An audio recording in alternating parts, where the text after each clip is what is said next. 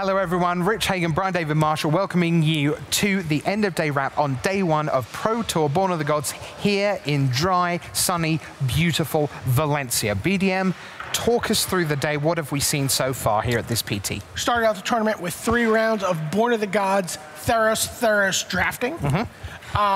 We then saw the format switch over to Modern. It was our first look at the Modern format since Deathrite Shaman was banned and since Bitter Blossom and Wild Nicodle were allowed, to come back into the schoolyard and play with the other 8,000 kids in the class. Right? This is a format that goes back to 8th edition and Mirrodin and everything forward. It's an eternal format, which means cards come in, but they don't really leave unless they've been really, really bad and misbehaved. Fair enough. Okay. We didn't know quite what that was going to mean to Modern. Absolutely. You've spent a bunch of rounds in the booth, watching some Modern, watching some pretty fairground attraction kind of decks, I think it's fair to say. Oh, absolutely. So what's your take on where we are as we head into day 2? So it seems like a big chunk of the field went, okay, Wild Nicodle, Zoo. Zoo, aggro. Oh, aggro, I need to go mid-range. So, and it almost feels like everyone who would have played Zoo or thought about playing Zoo sort of huddled up together and kind of crab scuttled across the room to the other side and ended up with Big Zoo. Okay. Right, and so there wasn't really Little Zoo, but the Big Zoo is there to feed on the Little Zoo. Yeah, so there's no Little Zoo, but you have to have the existence of the Little Zoo to make the Big Zoo the correct. It was kind of strange, yeah. It was kind of a strange thing. And then we saw a lot of other decks. Obviously we saw Splinter Twin, we saw people making some alterations to that. We saw Affinity, we saw things we knew were going to be out there. But what we didn't see coming was, Mono Blue with Blood Moon. Honestly, Storm with Blood Moon, everything with Blood. I mean, Blood Moon seemed to be, to me, the breakout card from this event. People had almost forgotten about playing with Blood Moon. And you see people with 2, maybe 3 lands, in their deck that, are unaffected by Blood Moon. And, maybe give them their answer. So it's a very, very limited way to get out of that, get out from under that. Well, those were the decks, but behind us on the board, we have the people who piloted those decks. Now, little disclaimer for you as we look at the big board. Once we get to the 6 and 2s, these are just ranked alphabetically, not in true scorecard order. Yeah, we got that here. So there are tons of 6 and 2s. But take it away, BDM. Here's the top of our big board, and we start with Michael Hetrick, the Lone Perfect Record. Lone Perfect Record playing Living End. I mean, so this is a deck that, this is really exciting. It's a deck that's kind of operated on the edges of Modern. It's done well. We've seen it win a PTQ here or there. We've seen it do well online, but Deathrite Shaman was something that really kind of nibbled away at that deck, which is trying to just go creature, cycle a creature, cycle a creature. It doesn't put all these creatures into its yard at one time. It was really trying to do it discreetly, and Deathrite Shaman is a card that really interfered with that plan. Well, now it can kind of operate unchecked. And we saw Michael Hetrick go 8-0, 3-0 in draft, and then 5-0 in limited with it, the only player to go perfectly undefeated. Yeah, now we do have one other undefeated record. That is Li Shichan of Hong Kong. He has 7 wins, no losses, the 1 draw. Easy to understand where a draw might have come from for his deck. He's playing a nearly mono blue deck. It's not really. It's kind of like, let's call it blue, white, red without the white. Whatever you want to call it. But it's Snapcaster Mages, Vendilion Clicks, Vidalcan Shackles, but also Lightning Bolt and Blood Moon. Here it is again. Yeah. All right, now the 7 and 1 stretch all the way down the first column and into the second. So we've got Alex Andrup, who I believe is a first-timer here. Fantastic record great job, for him.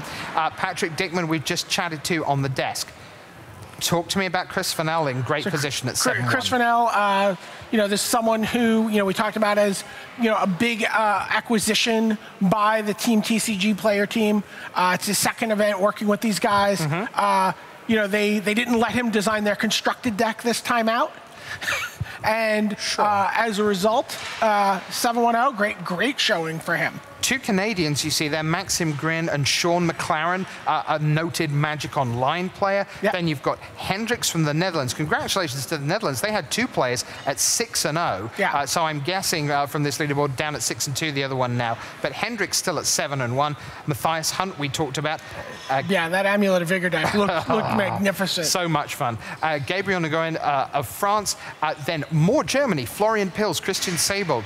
We see there. That's three. And so Pils, Germans. Seibold, and Dickman all working together. Yeah, just a tremendous. And in fact, I believe Seibold is playing Dickman's backup deck.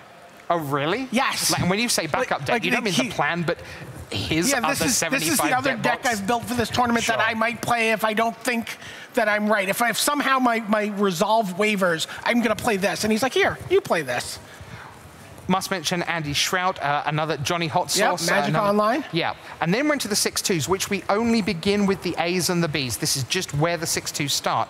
And they will begin with Justin Bransfield in 15th, and they're going to go a long way down BDM, aren't they? So some notable names here, though. Quentin Martin returning to the Pro Tour. Ole Rade, Mete Zadelkai. Ian Van Leeuwen, Jacob Wilson is there. Craig Wesco, Brian Kibler. Steve Mann is there. Josh McLean. Owen Turtenweld, who we basically haven't seen today at all. No, he must have started up pretty much a ropey draft start, I think, and has just crept his way in. Reed Duke at 6-2. We saw him playing with Phyrexian Obliterators, just playing like a green-black, essentially just an old-school rock deck. Right? Before there was Jund, there was rock. I tell you who else is at 6-2.